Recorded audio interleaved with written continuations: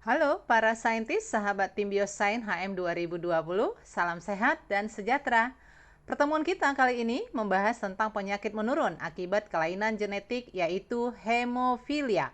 Hemofilia adalah kombinasi dari bahasa Latin yaitu blood atau darah dan love atau cinta. Sehingga penderita hemofilia tepatnya disebut cinta atau suka berdarah atau sulit untuk menghentikan pendarahan. Hal ini terjadi karena proses yang disebut hemostasis yang berarti mengalami gangguan dalam hal menghentikan aliran darah. Normalnya, apabila terjadi luka pada endotelium atau lapisan dalam dinding pembuluh darah, maka segera akan diikuti oleh vasokonstriksi atau penyempitan pembuluh darah dan menghambat sejumlah aliran darah tersebut. Kemudian, beberapa trombosit akan menempel pada dinding yang mengalami luka dan menjadi aktif, lalu menambahkan trombosit lainnya untuk membentuk sumbatan. Pembentukan plak atau sumbat trombosit ini disebut dengan hemostasis primer. Kemudian, jalur koagulasi atau pembekuan darah diaktifkan. Langkah pertama, darah memiliki satu set faktor pembukaan darah yang sebagian besar adalah protein yang disintesis oleh hati. Faktor tersebut biasanya tidak aktif dan hanya larut dan berada di dalam darah. Jalur pembekuan dimulai ketika salah satu dari protein-protein tersebut terpecah secara proteolitik dan kemudian menjadi aktif. Protein aktif ini kemudian terurai secara proteolitik dan mengaktifkan faktor pembekuan darah yang selanjutnya, dan begitu seterusnya. Jalur pengaktifan ini memiliki tingkat amplifikasi yang tinggi atau cepat dan hanya membutuhkan beberapa menit dari terjadinya luka hingga terbentuk sumbatan atau bekuan.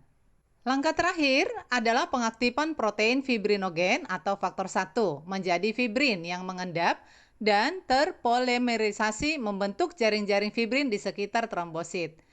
Jadi, langkah-langkah ini memicu pembentukan fibrin dari plak trombosit. Proses ini disebut hemostasis sekunder dan menghasilkan sumbatan atau bekuan pada lokasi terjadinya luka. Pada sebagian besar kasus hemofilia, terjadi penurunan jumlah maupun fungsi dari salah satu atau lebih faktor pembekuan darah yang membuat hemostasis sekunder menjadi kurang efektif dan mengakibatkan terjadi banyak pendarahan. Jalur koagulasi atau pembekuan darah ini dapat terjadi dalam dua arah. Cara pertama disebut jalur ekstrinsik, dimulai ketika jaringan endotelium terpapar atau mengalami luka. Faktor jaringan mengubah faktor 7 yang tidak aktif menjadi faktor 7A yang aktif. Simbol A adalah untuk aktif. Kemudian terbentuk ikatan kompleks faktor 7A dan akan mengubah faktor 10 menjadi faktor 10A yang aktif.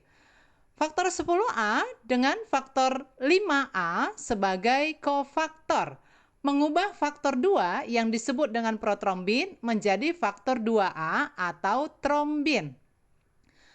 Trombin kemudian mengubah faktor 1 atau fibrinogen yang larut dalam darah menjadi faktor 1A atau fibrin yang tidak larut dalam darah dan mengendap pada lokasi terjadinya luka. Trombin juga mengubah faktor 13 menjadi faktor 13A yang membentuk tautan fibrin yang menyilang membentuk bekuan darah yang stabil. Cara kedua disebut jalur intrinsik.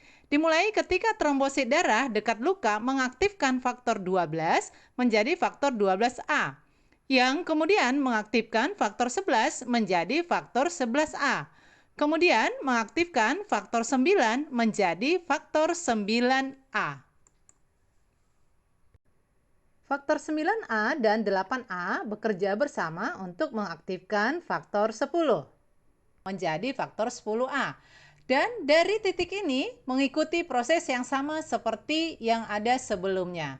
Jadi jalur ekstrinsik dan intrinsik pada dasarnya bertemu pada satu jalur terakhir yang disebut dengan jalur umum.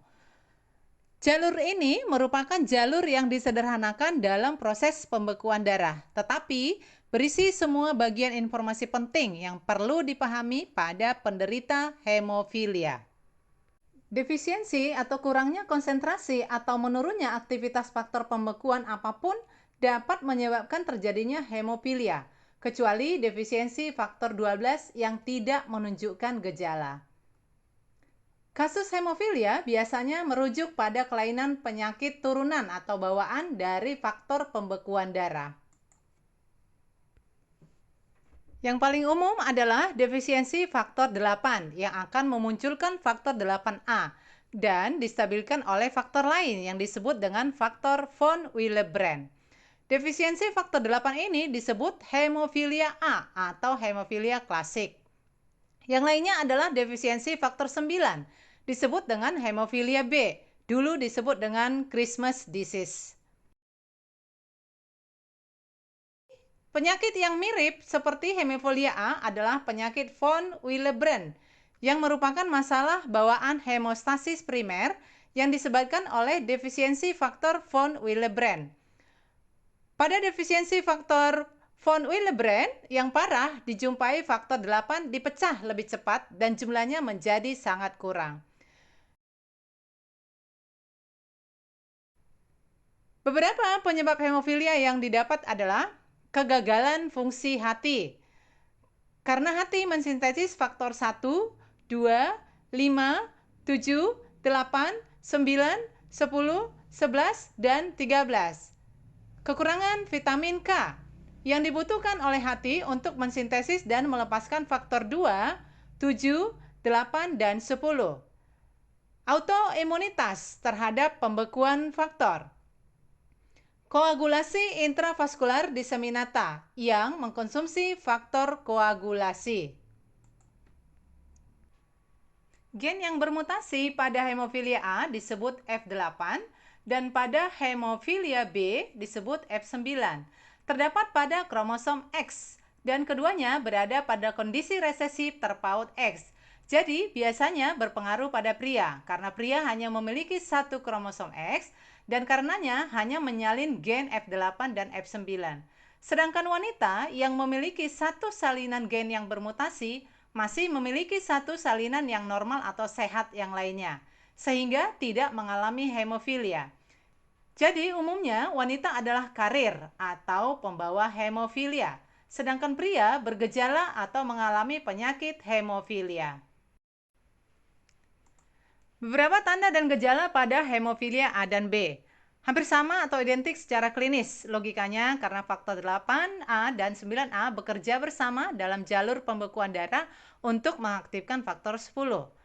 Keduanya dapat dengan mudah mengakibatkan memar atau disebut dengan ekimosis. Hematoma yaitu adanya kumpulan darah di luar pembuluh darah di dalam otot. Pendarahan berkepanjangan setelah terjadi luka atau setelah operasi, misalnya saat sunat. Pendarahan setelah pencabutan gigi, pendarahan gastrointestinal. Kemudian dapat mengalami hematuria atau terdapat darah dalam urin. Kemudian mimisan parah dan hemartrosis. Komplikasi yang berbahaya adalah pendarahan otak yang dapat menyebabkan stroke dan meningkatkan tekanan intrakranial. Tingkat keparahan gejala pada hemofilia tergantung pada keparahan mutasi yang mendasarinya, yang menentukan aktivitas faktor pembeku darah. Diagnosis yang dapat dilakukan pada hemofilia A dan B biasanya dilakukan dengan tes laboratorium yang meliputi jumlah trombosit normal, prothrombin time atau waktu pembekuan prothrombin disingkat dengan PT, partial thromboplastin time atau waktu tromboplastin parsial disingkat dengan PTT.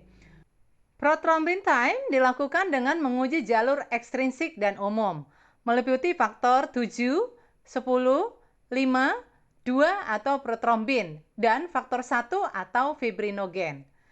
Sedangkan partial thromboplastin time dilakukan dengan menguji jalur intrinsik dan umum, meliputi faktor 12, 11, 9, 8, 10, 5, 2, dan 1.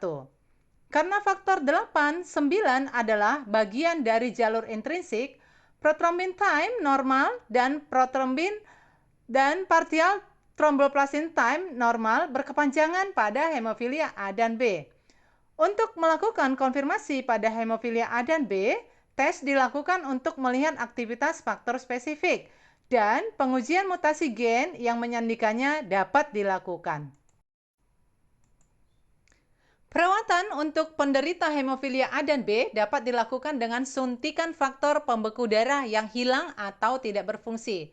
Sayangnya, jika pasien mengalami defisiensi yang parah, di mana produksi faktor intrinsiknya tidak ada atau sangat rendah, faktor tambahan ini bisa dilihat sebagai zat asing oleh sistem kekebalan tubuh, sehingga akan memproduksi antibodi dan akan mencoba menghilangkan faktor pembeku yang disuntikkan.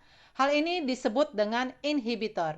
Inhibitor ini dapat menghambat efektivitas pengobatan dari waktu ke waktu dan kadang-kadang dapat menyebabkan tingkat yang lebih parah. Untuk hemofilia A, desmopresin atau disebut juga dengan DDAVP atau 1-deamino-8-D-arginin vasopresin sangat membantu untuk pasien dengan defisiensi ringan dari faktor 8.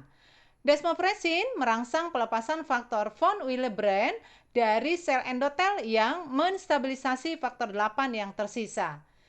Jalan yang terbaik untuk individu yang menderita hemofilia adalah menghindari kontak dengan kegiatan-kegiatan atau olahraga yang dapat mengakibatkan luka dan menghindari obat-obatan yang meningkatkan pendarahan seperti aspirin.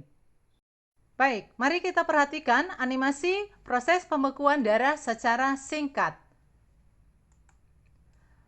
Proses pembekuan darah melibatkan trombosit dan faktor koagulasi atau pembekuan. Trombosit adalah yang pertama tiba di tempat terjadinya luka dan mulai menutupi luka secara longgar. Kemudian, trombin meningkatkan aktivasi dan agregasi trombosit. Faktor koagulasi juga diaktifkan oleh trombin yang mulai menumpuk. Faktor 5A dan 10A menginduksi pembentukan trombin.